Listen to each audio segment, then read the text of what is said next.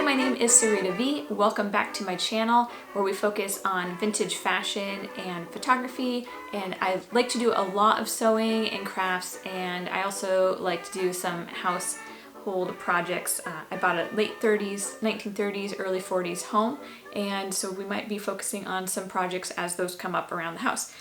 I am working today on my vintage Sewmor 606. It's a model from the late 50s, early 60s, and it is a beauty. I love it. It reminds me of a classic 1950s car in the teal with the contrasting red, and it's just so lovely. After World War II, the Japanese sewing machine models came over to the US and were usually sold without a nameplate, so it didn't have a brand. This machine might be very similar to a lot of other machines from that era. Late 40s, 50s, early 60s, and they might be under other names like Planet or Kenmore or White. It just depended on which company bought it, put their nameplate on it, and then sold it. This machine in particular, I haven't seen the colors, and I haven't seen some of the little like red knob dial features on other machines. If you have one that's really similar, I'd like to know. Please put the brand in the comments and maybe a place where we can find a picture of it, because I haven't seen anything quite like this, which is why I picked it up. Let's get threading. The first thing I want to do is talk about some names. So over here we have the balance wheel. Sometimes I like to call it the hand wheel. Here's the arm. This is where we're putting the thread. Up here we have an upper arm thread guide. We've got the thread take-up link. I'll do a close-up, but you can see if I move the wheel, that moves. Then down here we have the lower arm thread guide. We've got the tension regulator unit, needle bar, and the needle. And the needle is kind of unique compared to other machines. It goes in sideways as opposed to going in from the front. So it's kind of typical of older machines. We have a treadle machine that is the same way from the early 1900s. So the needle that we have is just a standard needle. You can find them. It's got a flat side, which I think you can see pretty well.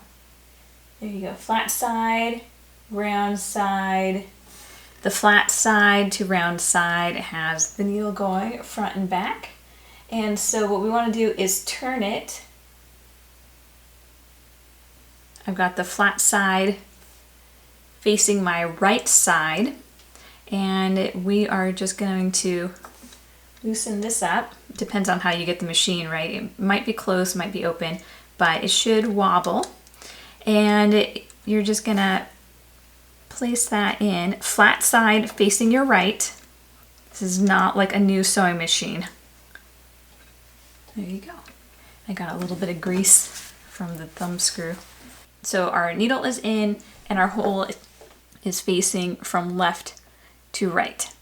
Next we're going to put our thread on the arm. We've got this upper arm thread guide, but you got a loop up here, loop it there. You don't have to feed it through. It's really simple. You just put it in there and it pops in. After this arm, we're gonna drop down to the lower arm, which you can just feed through, and then we're going to feed it through the tension, and should just kind of catch there. I will give you a close-up of what that looks like.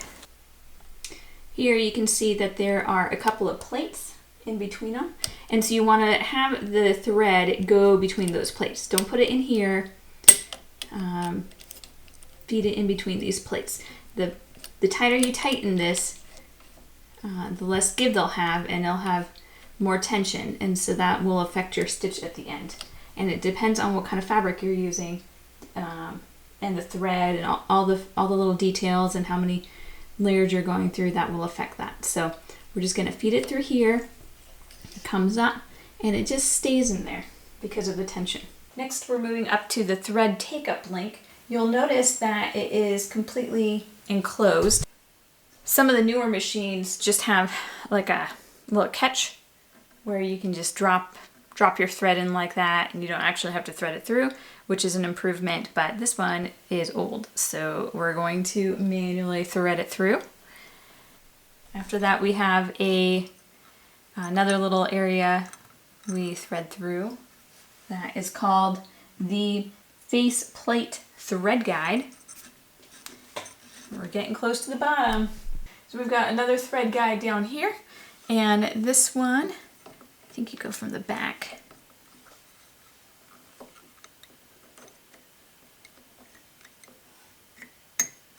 And now we thread our needle.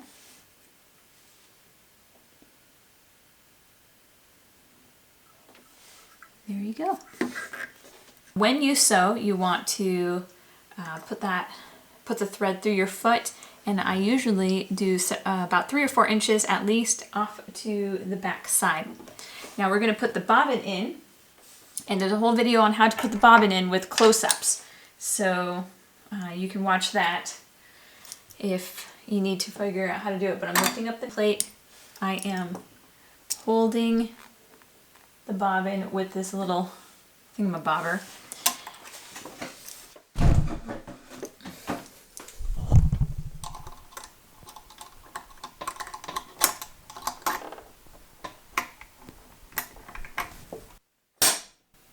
Thread for the bobbin is underneath and loose. So I'm going to hold my thread here and turn my wheel.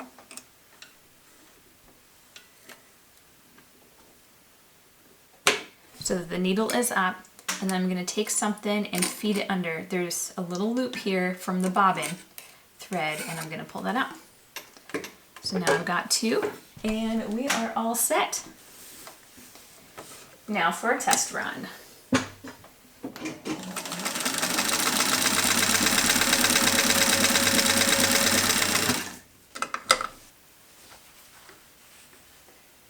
Not too bad. I gotta fix the tension, it looks like, but we're doing pretty good.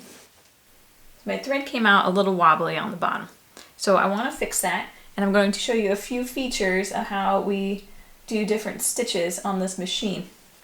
This, like I said, was the tension. I dropped it down to 2, so most often I kind of start right around the middle, so I'm going to pop up to about 3 or 4, see if that fixes it.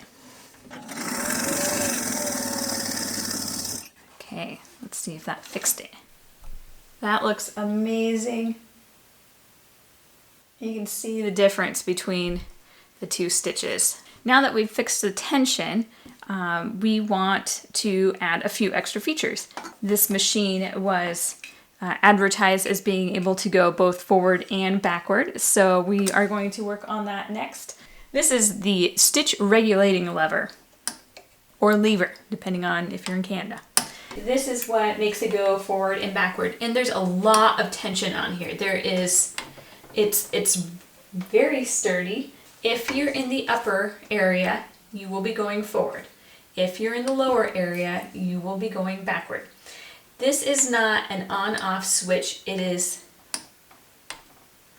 got a lot of tension on it, and it doesn't matter if you're like a third of the way from the bottom, that will still be going backward, and if you're in this general area, it will still be going forward. Okay, so I'm going to go forward,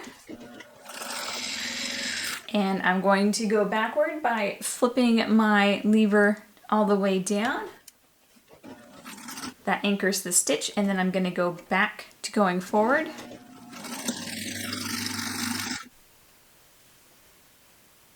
Okay, you can see where I was going forward, I went backward, and now I'm going forward again. So that worked out nicely. You'll also notice the stitch is quite small. So, and by small, I mean short. So now I'm going to regulate my stitch length so that it's the length I want it. This dial, which is just, I love this. This here affects your stitch length. 0 is very, very fine, and 4 is the longest stitch. That looks really nice.